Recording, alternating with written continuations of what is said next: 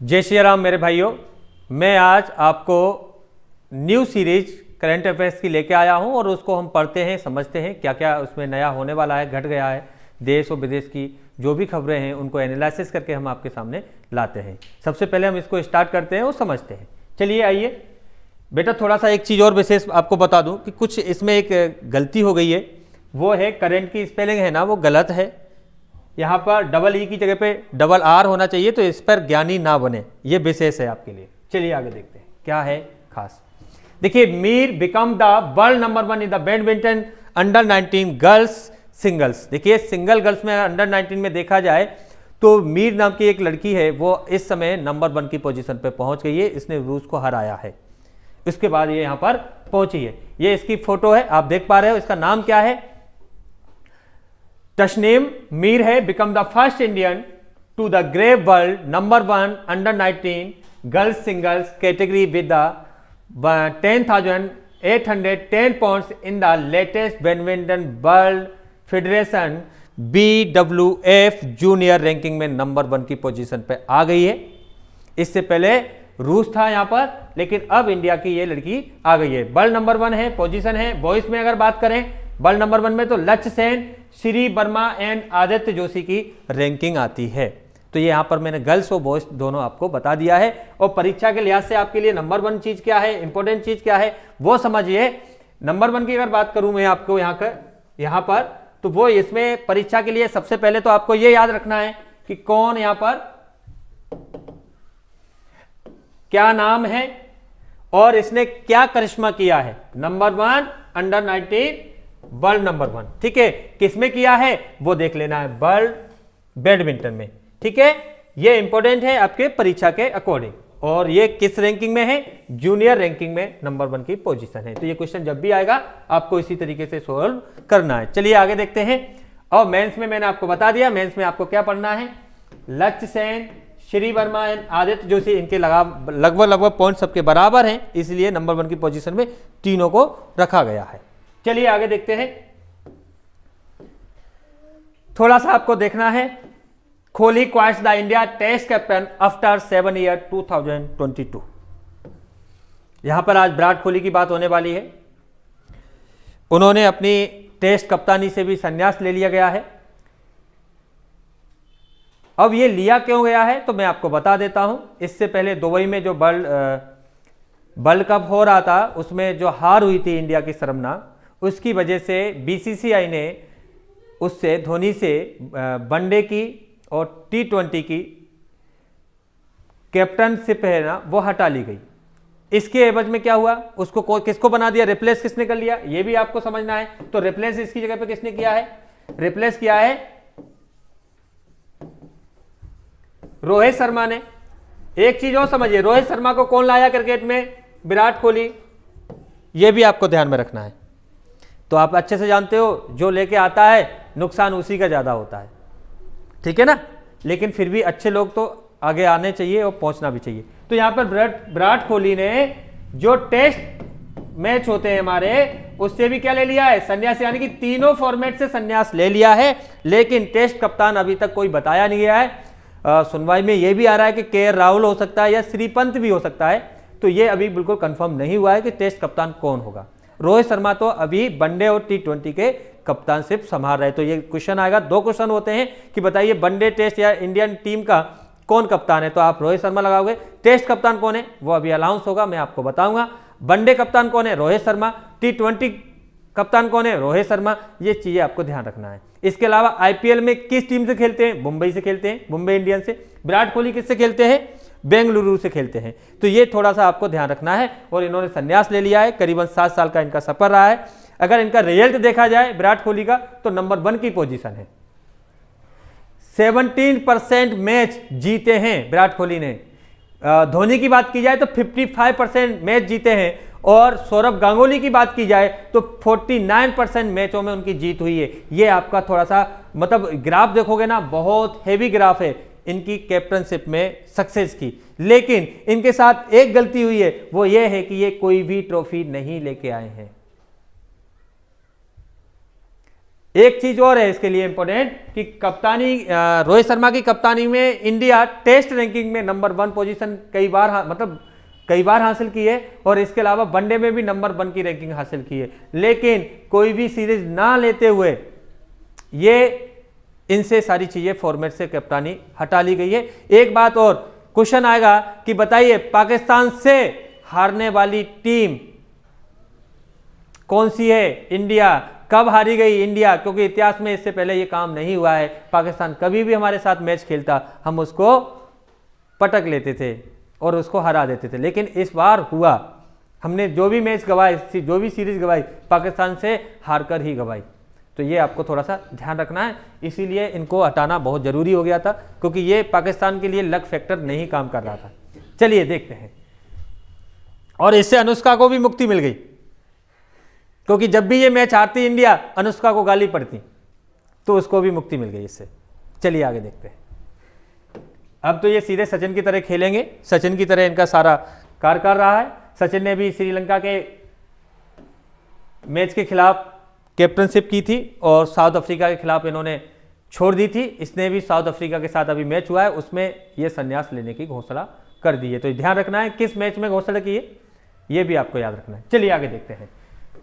शेर Singh B Khyalia appointed as CEO of Adani power. देखिए ये एक व्यक्ति है शेर सिंह, अडानी ग्रुप ने इसको CEO बना दिया है पावर के लिए, यानी कि जो बिजली बनाती है, इलेक्ट्रिक बनाती है, उसके लिए इसको CEO नियुक्त कर लिया गया है। अडानी ग्रुप काफी बड़ा ग्रुप है, अहमदाबाद में इसका हेड ऑफिस है। तो ये मैं आपको बता देता हूं, ठीक है। इसका नाम क्या है? APL Adani power limited. Clear बेटा? और कौन बन गया है? शेर सिंह बन गए हैं चीफ एग्जीक्यूटिव ऑफिसर। और चीफ एग्जीक्यूटिव ऑफिसर का कार्य क्या होता है बेटा? इसको हिंदी में बोलते हैं मुख्य कार्यकारिणी अधिकारी।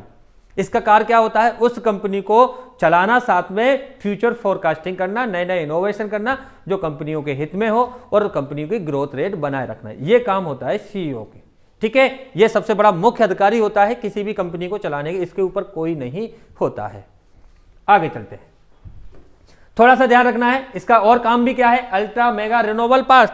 ये ऐसे पार्ट्स बनाएगा जिससे कि बिजली का जो उत्पादन है वो रिन्यूएबल हो सके और जो प्लांट बंद हैं उनको दोबारा से मॉडिफाइड किया जा सके, मतलब कंपनी को कैसे प्रॉफिट में लाया जा सके, ये सारे काम इसके हैं।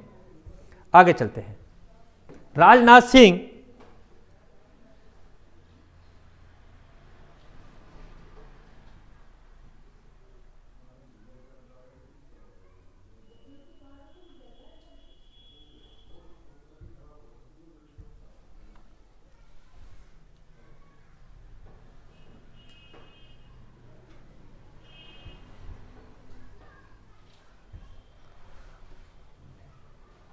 चलिए आगे देखते हैं।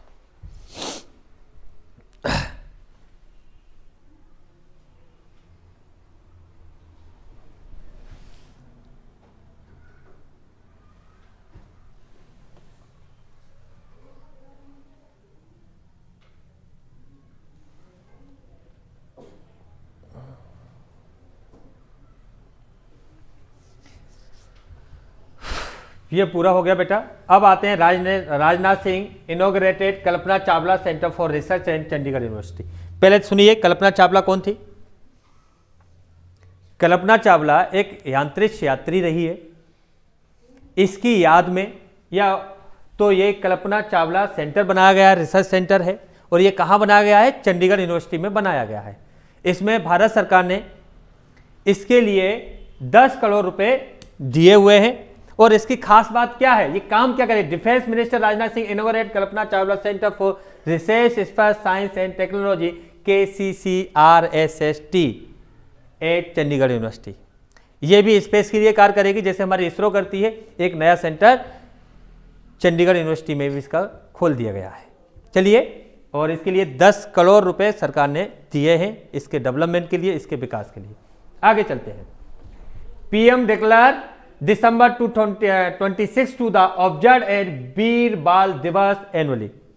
अभी तक क्या होता था? 14 नवंबर को, यह बहुत इंपॉर्टेंट क्वेश्चन हो जाता है कि 14 नवंबर को क्या होता था बेटा? बाल दिवस मनाया जाता था। लेकिन किसकी याद में मनाया जाता था? ये चाचा नेहरू के कोई लड़का नहीं था, इसलिए उनकी याद में बाल दिवस मनाया जाता था। लेकिन इन्होंने किया क्या, फीलिंग क्या आई इससे? किसी को कोई फीलिंग नहीं आई, ना किसी को समझ में आ रहा है कि चाचा नेहरू ने किया क्या। बस उनकी याद में बाल दिवस 14 नवंबर को हम मनाने लगे। लेकिन बाल दिवस बाल बच्चों के लिए होता है, तो उनको उनसे रिलेटेड होना चाहिए, वो उनसे कुछ सोचें, समझें, सीखें और आगे बढ़ने के लिए प्रेरित हो, ऐसा कुछ होना चाहिए। क्योंकि हम जो भी त्योहार बनाते हैं उसके पीछे एक रियल स्टोरी होती है और उस स्टोरी को इमेजिनेशन करके हम उस त्योहार का आनंद लेते हैं। लेकिन यहाँ पर तो ऐसी कोई स्टोरी बनती नहीं थी। चाचा नेहरू का जन्मदिन है, उसी के दिन हमने बाल दिवस मना लिया, तो ऐसा नहीं होना चाहिए। तो इसीलिए मोदी सरकार ने बाल अवस्था में जिन बच्चों ने कुछ अच्छा किया, जिससे लोग सीख सकते हैं, हमारे आने वाली पीढ़ी कुछ कर सकती है उसको सोचकर समझकर, तो उसके लिए ये चेंज कर दिया गया है। 14 नवंबर की जगह पर 26 दिसंबर कर दिया गया है। और ये दिसंबर इसलिए कर दिया गया है, यहाँ इस दिन क्या होता है, गुरु गोविंद सिंह की जयंती मनाई जाती है और प्रकाश पर्व भी था इस वर्ष, इसलिए इसी दिन ये अनाउंस कर दिया गया था। 14 नवंबर की बजाय 26 दिसंबर को हम बाल दिवस मनाएंगे। और ये किसकी याद में मनाते हैं वो थोड़ा सा आपको समझना है।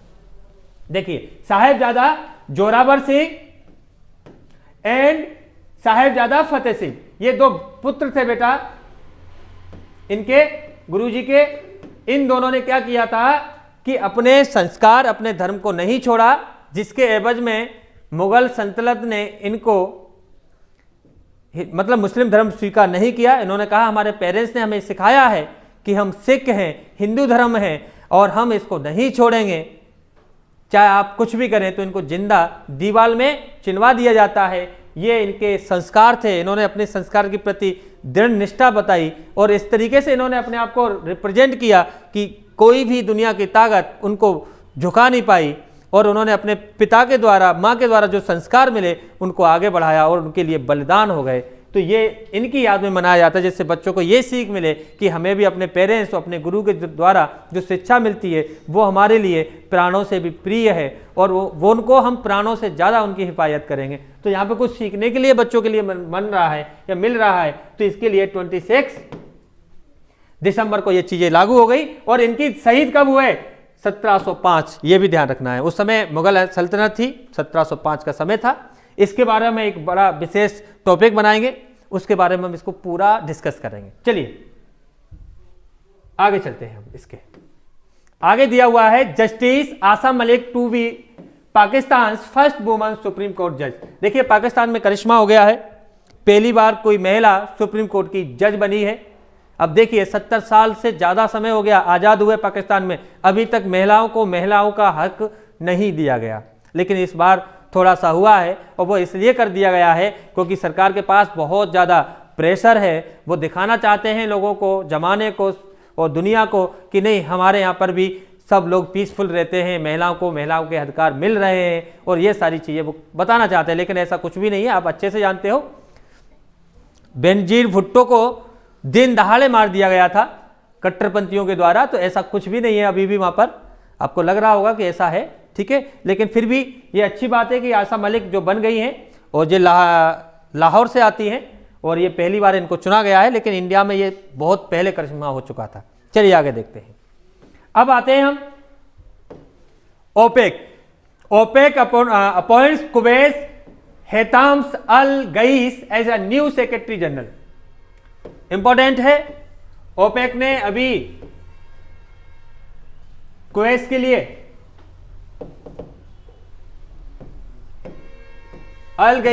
हेताम्स अल गईस न्यू सेक्रेटरी चुन लिए गए हैं। और ओपेक क्या है मैं आपको बता देता हूं। ओपेक तेल का व्यापार करने वाली कंट्रियों का वो संगठन है जिसके द्वारा तेल की कीमत भी निर्धारित होती है और तेल को बेचा जाता है। इसी कमेटी के द्वारा, इसी ऑर्गेनाइजेशन के द्वारा यह सारा कार्य संपन्न होता है। तो जिसके नए सेक्रेटरी कुवैत के लिए हेतम अल गईस न्यू सेक्रेटरी अपॉइंट कर लिए गए हैं। ये इसके लिए इंपॉर्टेंट था, तो मैंने आपको लिए बता दिया है, उतना ही बहुत है। थोड़ा सा इसमें और चीजें जुड़ी आएंगी, वो और देख लीजिए। OPEC has the appointed Kuwait is the executive Haitham Al Ghais as a new secretary general। Important takeaway में क्या देखेंगे इसमें, OPEC का हेडक्वार्टर कहाँ है, वियना है, ऑस्ट्रिया में, ऑस्ट्रेलिया नहीं है, नॉट ऑस्ट्रेलिया, ऑस्ट्रिया। दूसरा क्या है, OPEC फाउंडेड सितंबर 1960 बगदाद इराक से हुआ है, इसका जन्म भी इराक से हुआ है, और इसमें वो सारी तेल बेचने वाली कंट्रियां शामिल हैं जो तेल का व्यापार दूसरे देशों के साथ करते हैं। आगे चलते हैं, चलिए बेटा आगे क्या दिया है, Chinese diplomats Zhang Ming takes the charges of secretary general of SCO. SCO को संघाई के नाम से भी जानते हैं, और ये एशियाई देशों का वो समूह है जिसके लिए ये कार्य करती है, सहयोग एक दूसरे के साथ व्यापार वगैरह सब में सहयोग हो, इसके लिए ये स्थापना की गई थी। तो इसमें क्या इंपॉर्टेंट है जो आपको याद करना है, सबसे पहले तो यहाँ पर एक कौन सेक्रेटरी बन गया है एससीओ का, ये आपको ध्यान रखना है, कहाँ से बिलोंग करते हैं, चाइना से, ये आपको याद रखना है। ये थोड़ा सा कुछ पॉइंट्स है, लेकिन आपके लिए खुशखबरी ये है कि अगर आप परीक्षा के लिहाज से देखा जाए तो आप बस इतना याद रखिए कि चाइना से, तो कोई ना कोई तो आपको समझ में आ जाएगा ऑप्शन में, क्योंकि चाइना के जो लोग होते हैं इंग मिंग ज्यादा लगाते हैं तो पता ही चल जाता है। चलिए आगे देखते हैं क्या है इसके लिए, इस ऑर्गेनाइजेशन में कौन कौन शामिल है, कौन कौन है, वो सारी चीजें और देख लेते हैं। इसमें टोटल बेटा 8 मेंबर होते हैं। इसको देखिए, मैंने पहले कहा था संघाई भी बोला जाता है, संघाई कोऑपरेशन ऑर्गेनाइजेशन। ये क्या करता है, अपने जो इसमें शामिल देश हैं उनके साथ व्यापार वगैरह में सहयोग प्रदान हो, फ्री ट्रेड हो पाए, आसानी से एक दूसरे के साथ लेन देन हो पाए, इन सारे मुद्दों पे ये काम कर पाता है, और डेवलपमेंट हो, विकास हो। चलिए, तो इसमें हमारे जो 8 मेंबर है, इसमें इंडिया भी एक मेंबर है। 8 मेंबर और कौन कौन से, इंडिया है, कजाकिस्तान है, चाइना है, क्राइजिक है, और आपका पाकिस्तान है, रसिया है, तजाकिस्तान है एंड उज्बेकिस्तान है। ये 8 कंट्रियां इसमें शामिल हैं, और इसकी मीटिंग इंडिया इस 2023 में इसको वो करने वाला है होस्ट। तो ये सारी चीज़ें मैंने आपको बता दिया है। चलिए आगे देखते हैं। चलिए बेटो, अब हमारा ये जो वीडियो है पूरा हो गया है, और जो बच्चे तैयारी कर रहे हैं उसके लिए विशेष सूचना है, इस तरीके से वीडियो सीरीज चलती रहेगी। आज एक वीडियो और लॉन्च किया जाएगा शाम को 7 से 8 के बीच में, तो उसको भी देखिए, क्योंकि एक दिन मिस हो गया था किसी कारणवश, तो अब मिस नहीं होगा, ये प्रॉमिस है। ठीक है बेटा, धन्यवाद, जय श्री राम।